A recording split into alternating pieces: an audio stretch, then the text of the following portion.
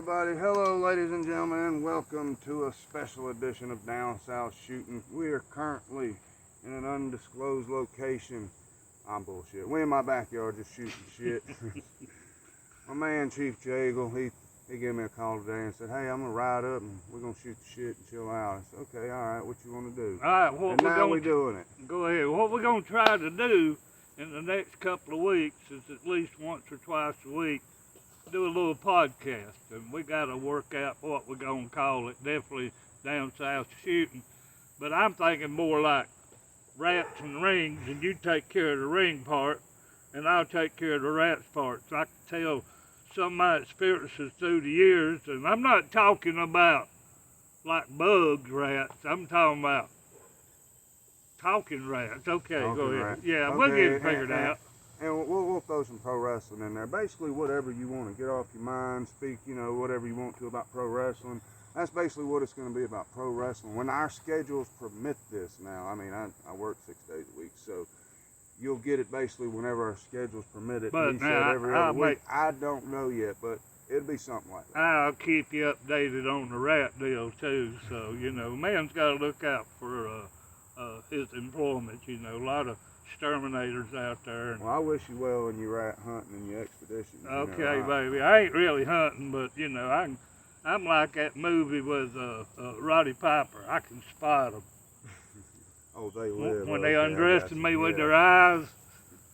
Oh Lord, I got to take care of a nut and get out of here. And you know what I like? I like rats that tell me I always wanted to be with you, because that way you feel like you're doing them a favor. Like you know what I mean? Right? Good thing Okay, out of your yeah. heart. Okay. Well, Okay. Now this is not just going to be headlocks and takedowns and 1, 2, 3s, or it might be 3, 2, 1 getting out of somewhere, but we're going to tell some stories. You're going to say Eagle's lying. I mean, I could be. You never know.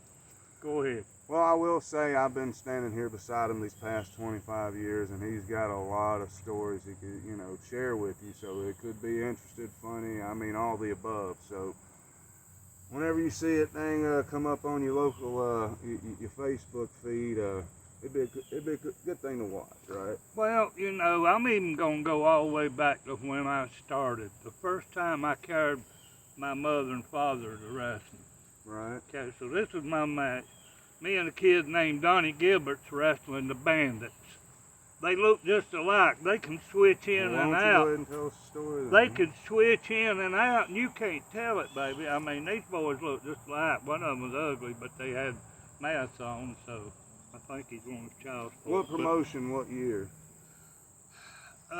This was IWA, but it was Independent Wrestling Association. And you're talking like You're talking about the Poffos, right? No. Outlaw. That's on up in the 80s. No, that was back around, I started in 75, so somewhere right after that. Because I hadn't been wrestling long. So anyway, make a long story short, me and Donnie Gilbert's in the ring with him. He done beat him up, and he's laying out on the floor, and the referee's down there helping him. And every time I get a hold of one of them, the other hits me from behind, they switch in or out. So they got me down on the mat, and I just happened to notice all at once. Mama, what the hell are you doing in here? She said, get your ass out of here. I said, no, you get your ass out of here. So for years, the wrestlers would say, I ain't wrestling Eagle because his mama might be with him. That was some BS, but we got a life out of it. Seems like when I first broke into the business, it seems like I heard about Grandma Betty. But your I knew grandma, her, though. your grandma was that way too. It wasn't nothing for her to take her shoe off and knock the shit out of somebody. Yeah, I've actually got a few TV tapings where she done that with But Thunder you know what and was Nemo and a few funny other guys. is your grandpa and my grandpa would sit over and hide their faces. Oh, I know, man. Because their women would embarrass them to death. But if one of their grandbabies or one of their sons was wrestling, hell, they was all up in there. They wasn't no K-face shit. I mean, they was in them days, but not the mamas. Yeah, the mamas believed it, man. Oh, and I got my little brother wrestling, and he was kind of our guinea pig. Yeah. We learned new Norman, moves. Billy Bad. Yeah, we'd have to get old Billy Bad in the ring and try it out on him. So it turned out he was better than we was. But I'm gonna tell you a story. It was the very first wrestling independent show that I ever went to was in the Foothills Music Hall in Bowling Springs, Right, where right. they have it right now. right. And you were wrestling a tag match. I wasn't, maybe 12, maybe 13.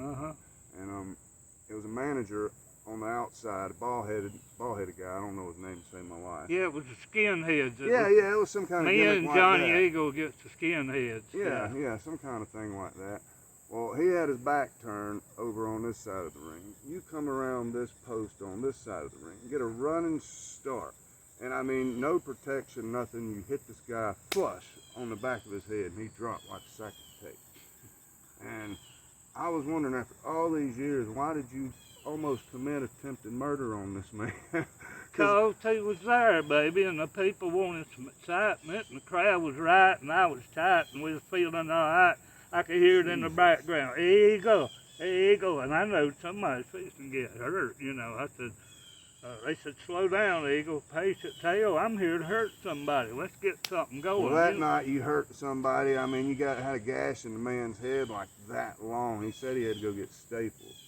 Me, I'd feel bad about something like that. Well, I do. I feel bad now. You full of shit. Well, I did for a few minutes there, because I thought you was going to say I done hit some kid in the back of the head. So. No, this was a full-grown man. I mean, about 300-pound man. So, I mean. Yeah, I remember the manager for the skinheads. So, what was the reason the attempted murder act was committed? Let's see, that's my. Running start, one side to the other. Bam! That's my Still got it. specialty. I mean, just. I can make it look like he's dead and he's laying there holding his breath the whole time. Well, you convinced me at 13. I thought he was dead. Well, I mean, I could have killed him. I don't know. I ain't heard back yet. What, so. in 22 years? He might ain't heard still back? be laying there. He may still be laying there. I'll have to ask AJ. I ain't been in there for a while. I don't think he was even there yet. No. I think I was like the only, young kid there. Yeah, me and Jeremy, matter of fact. Oh yeah, y'all was buddies. Y'all easy money. That's right. So there you have it, ladies and gentlemen. There's your first clip of our very first show, coming whenever the fuck we feel like it, I guess.